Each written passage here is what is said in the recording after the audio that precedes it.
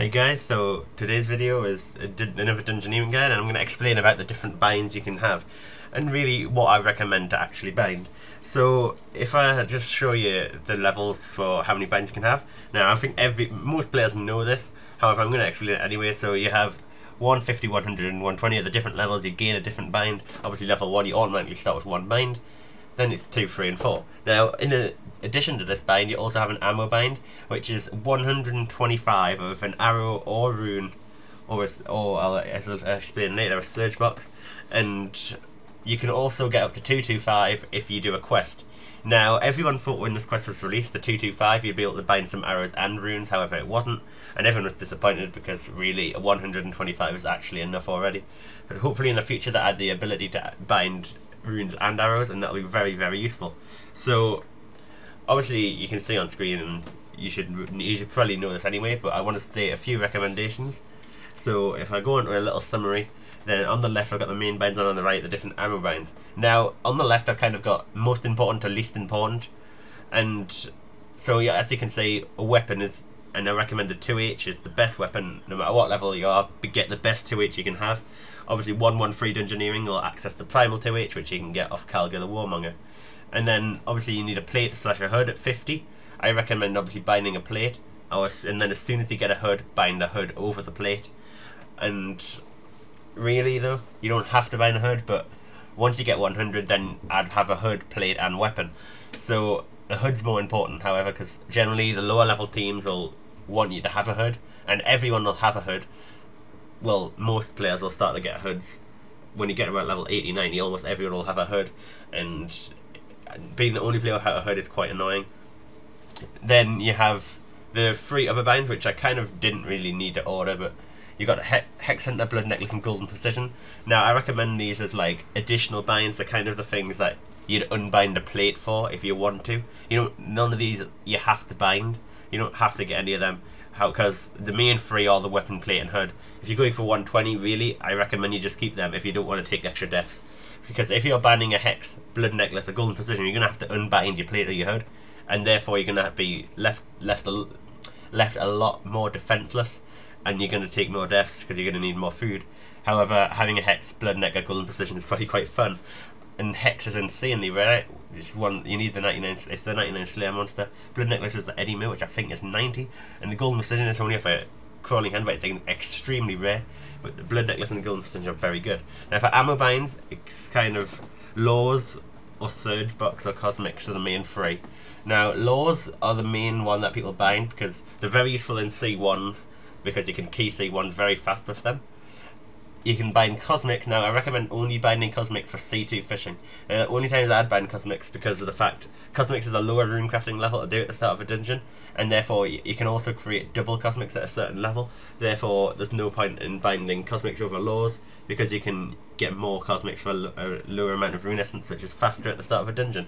Now obviously arrows, I'd only bind arrows if you've got a Hex Hunter, because what's the point of having arrows if you haven't got a bow?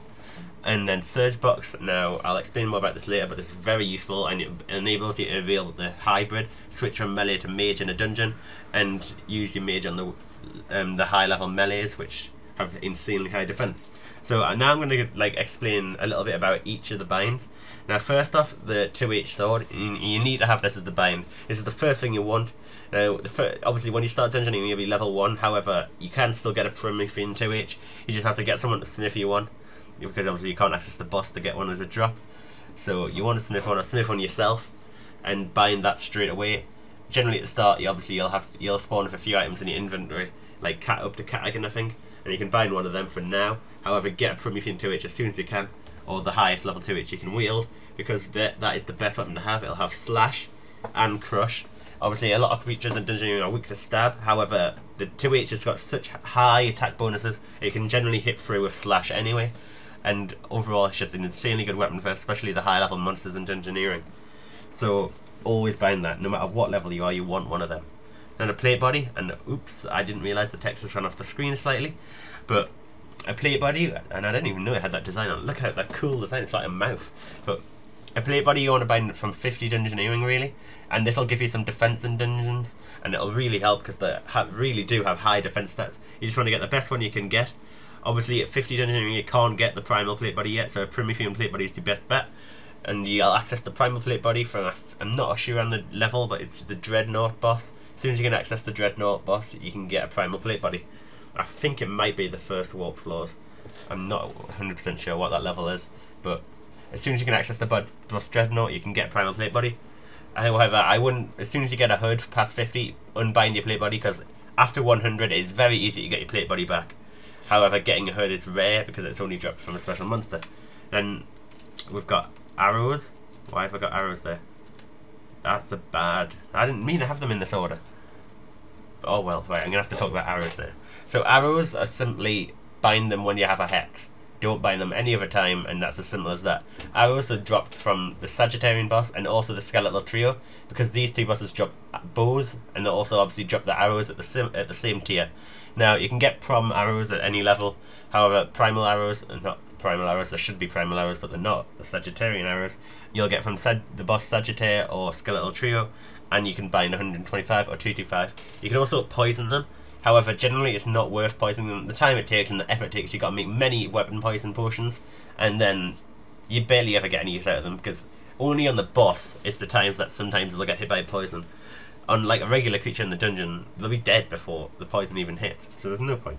So only bind that when you have a hex, and seriously, only when you have a hex. It's the only time it's worth doing. Then we've got the Shadow Silk Hood. Now, this is a great item, and it's shot by the Night Spider, which you can see at the top left of the screen. This is a Slayer monster, and it's a very low Slayer level, and the hood has some very low defense recs. However, if you're pure, you obviously can't get one. And this hood, basically what it does is stops humanoids from attacking you or being aggressive towards you. So basically anything that resembles a human and isn't a mage as well, because mages can see through your disguise.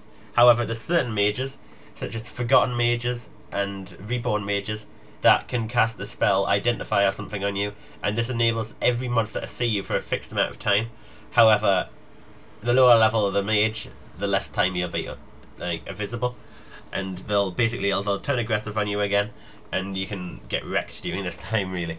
However, it is very useful, and for some reason Earth Warriors are not classed as a humanoid, even though they resemble clearly a humanoid. However, basically it's just anything that resembles a human, like a hill giant, any other rangers or melees, they're the main ones you want to get off you. And so it's a very useful item. Also skeletons don't go on you, or zombies. So you can see the uses of this. They'll not be aggressive, and you'll only have to fight one at a time, the one you attack. Or if somebody else attacks it first, it's obviously not on you. However, I'm not going to recommend waiting for other people to attack, because that's just bad. It's bad dungeoneering, it'll slow the dungeon down. However, it's a very useful item. Just by the Night Spider, it's a pretty rare drop, not going to lie, I'm not sure on the drop rate. However, you see Night Spiders quite often, many times, multiples in a floor. I've seen 3 in one room the other day, and I was like, holy shit, never seen that before, and I'm 120 down. So you can get quite a few in a floor, and you will probably see one by 100 Dungeoneering. Then we have the Blood Necklace. Now this is dropped by Eddie Moo, which is a level 90 Slayer monster, so it's a pretty high level thing, and the Blood Necklace has some very good attack stats. It's similar to a Fury in stats, and then it also has an additional bonus. Every I think 15 or 20 seconds it casts like a little spell, which any monster in melee distance of you will be damaged for 40 life points, and all the damage done will be healed to you. So basically it can help you with healing a bit, and also it does a little bit of damage. It'll boost up the speed of the killing of these monsters, especially if you have like a level 3 around you and it take an extra hit to go and kill that. However, you can be killing something like a higher level and the level 3 will just die because you're killing the other one. So you can see that why it's very good. I actually like the look at that. I mean, it's pretty cool, isn't it? Not gonna lie. But the Blood Neck is actually one I've got bound, and it's a very good item.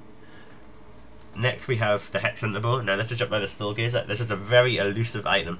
Soulgazers are very, very rare to see, and you'll very rarely see one. Like, I saw quite a lot. Having 99 Slayer, you will see more, because of the fact that they'll spawn more often if you've got a 99 Slayer on the team. Because if you haven't got a 99 Slayer on the team, it means the Soulgazer can only spawn on bonus paths, because of the fact you need a higher level to kill it. However, if you have got a 99 Slayer on the team, it can spawn anywhere, hence why you see them more often if you're 99 Slayer. So I saw quite a few of them. Now, the drop rate of the Hex Hunter Bow is 1 in 16, and with a recent update they've changed it so that the person who does the most damage on the monster is the only person who can pick up the drop for 30 seconds. This is because lots of low level players were just sniping the bow. When a level 99 Slayer kills the Soul Gazer, they see the bow and they just pick it up before the 99 Slayer who deserves it can pick it up. And this really pissed off these like 99 Slayers because they really did deserve the drop. And then lower level players were just sniping them. No offense if you have done this, because I can understand you want a hex. So they have changed it, and I kind of am glad, but kind of annoyed they didn't do it in the first place. I've missed many hexes because of this. I did get one eventually on the 4th hex drop I seen. So it's a 1 in 16 drop rate, as I said, so it's not too rare. However, seeing the Gazer is the problem. But you will see them every so often, and it's quite a thrill to kill them. And they'll attack with Mage, and they can do insane amounts of damage. Now the hex itself, what the hex does, it's not too good of a bow by itself. The Sagittarian bow is better. However, the Hex Hunter bow has a special ability. Now, when you're attacking mages, it has increased damage, and a very high increased damage. The accuracy of it on Forgotten Mage is insanely good. Necrolord, the boss that you have to range a mage, this bow tears it apart. You can solo or duo this boss very, very fast with the Hex Hunter bow. And also with your ring, especially if you got Desperado and like tier 5 plus, it will really help. And then with your prayers, if you even have a rigger, this bow can just cause damage. It's very useful in floors because Forgotten Mages can be taken down very fast. The ones that unbound you from your hood. And so it's a very good item to have. However, not many players do have it because of the fact that it's so rare to get. Now the Golden Precision Bracelet is very similar to the Blood Necklace. It's better stats, but not for range and mage. It has better accuracy and slash, stab and crush. So it's a very, very good item. It doesn't have obviously the 40 damage thing every so often, but the stats of this thing are amazing. They beat Barrow's Gloves by about 5 stats in each, so you can imagine like the power of these things. Now they're dropped by a Crawling Hand. Now the Crawling Hands actually drop a Silver Precision Bracelet and a Golden one. The Silver one's lower stats and not worth binding. However, this, if you do want to get rid of your like hood or plate, this is worth getting, because this thing has amazing stats. And however, the Golden Precision Bracelet is incredibly rare. The fact most of the time when you see a Crawling Hand, you kill one and it doesn't even drop a silver one. To get a golden one, the drop rate is very slim. You see quite a few Crawling Hands, especially even in C1 rushes, you'll see these. And I'm 120 Dungeoneering, 130 mil XP, and I have not seen a Golden Precision Bracelet. It's ridiculous, but I think I would bind it over the Blood Necklace because of how good it is. So this is really an item that you're very, very, very lucky to see, and I'd put this rarer than Hex Hunter bow because of the fact I've seen more Hex Hunter bows. So that is a very good item. Again, you can understand why just simply from the stats. Now the Sagittarian body is what I have found. Now this is something I'd kind of recommend only binding once you're 120. You can get rid of your hood for this once you're 120, I'd say. You can get rid of your hood anytime, however it's not really recommended if you want to get XP. Because obviously I'm not too bothered about XP, I'm just doing Dungeoneering kind of for fun. But it's a very good body, but only get this if you got a Hex Hunter bow. This goes perfect in sync because of the fact it has insane range bonuses, however it has negative melee bonuses. But the attack bonuses of the range will just make your Hex wreck. You can hit things that normally your Hex would just be inaccurate against. Because there's many monsters that are mages, like the Skeleton Mage, Hex Hunter is not good on it. Because of the fact its defense is so high against range, it just doesn't hit very well, even though it's got the damage boost when it does hit. So melee can just hit that bit better with crush, so there's no point in doing it. However, the Sagittarian body enables you to hit smaller monsters. You will actually hit decent against them skeleton mages, and there's many more monsters that it's worth using against them. Now, going into ammo binds, you've got the Cosmic Runes, which I've already slightly described, that only bind them if you're doing C2 fishing. They're not useful otherwise, because of the fact that you can craft runes of cosmic runes at a lower rune crafting level and can do double. Now lore runes, now you can either bind these or arrows if you've got a Hex Hunter, or Surge Box, as I'll describe in a second. Now this is very useful. You'll start the floor with some runes, meaning you need less rune essence at the start to craft the other cosmic runes, and these are obviously used for group gate stone. And this is very useful in C1 keying. If you're keying C1s, you can tele around the floor very quickly for the door stender, and this will really speed up your C1s if you have them. Now I've already described arrows because I randomly had it in the wrong order somehow. Don't know how it got there, but it did. So only bind arrows if you've got a hex. And now the Surge Box. Now this is a very good item. You need 70 Dungeoneering and 70 runecrafting to get this, however, and it's dropped by a Forgotten Mage, as you can see at the left of the screen. And it's not too rare, but you won't see one every floor. every few floors you'll get a surge box drop but you can't really see it on the floor. Make sure you right click a pile of a forgotten mage if you want one. And what you do is you charge it with 125 surge spells. So obviously to cast a surge spell you need a high mage level. I'm not sure what the lowest spell is. However, you can also do the next one down, the wave spells. I think you can charge it with wave spells. So obviously it's 125 bloods, 125 deaths, and then an awful lot of air runes. I think it's 10 air runes per spell or something. Something around that, maybe 8. And obviously you just whack these runes in it and charge it, and you can bind the surge box. Now your surge box goes in your ammo slot, but if you count the runes up in it, it's over 1k runes, and without the surge box you can only bind 125. Hence you can actually bind some mage spells in this. You can 125 casts of a surge spell, and you can use it on your forgotten warriors. You can just switch to this, activate your air spell, and kill the forgotten warriors. Now you must know what I mean if you've done Dungeoneering before. When you come across one of them level 114 or 130 primal warriors, and they just can't be hit. They're so high defense. Even in a primal 2H you'll very rarely hit. You will kill them eventually, but it's a nuisance. Now this is very good. And there's also some very good boosters for mage on your Ring of Kinship that'll do extra damage and really help.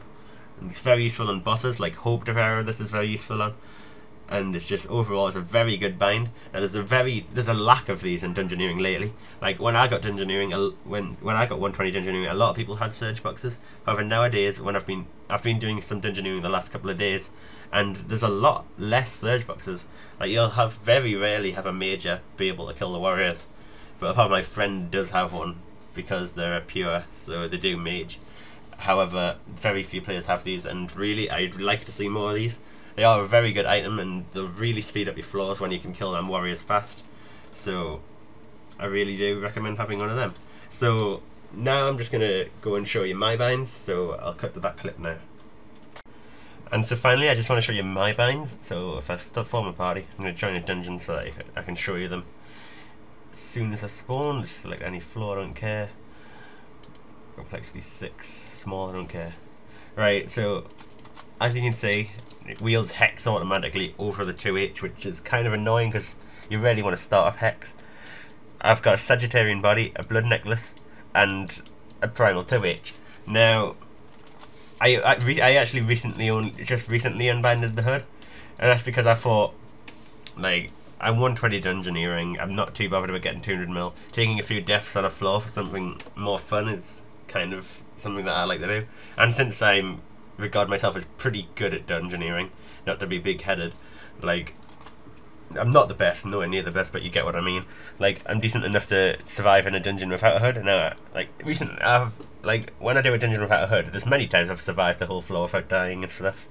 It's just you use a bit more food, and you have to change your prayers a lot more. You use the range prayer a lot more, because of the fact that it's not just mages on you most of the time. And so I've actually only got prom arrows at the minute, because I haven't got the primal Sagittarian arrows back yet, because I had cosmics banned while doing some C2 fishing.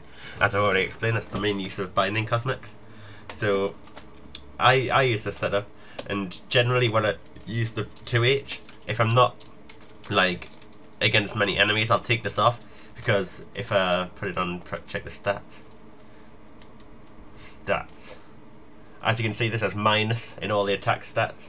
So therefore taking it off is effectively like putting an extra 10 on. So that's why, because if you take it off I'm going to be more accurate and I'll do more damage. It's the same with the hood, however that's very little stats compared.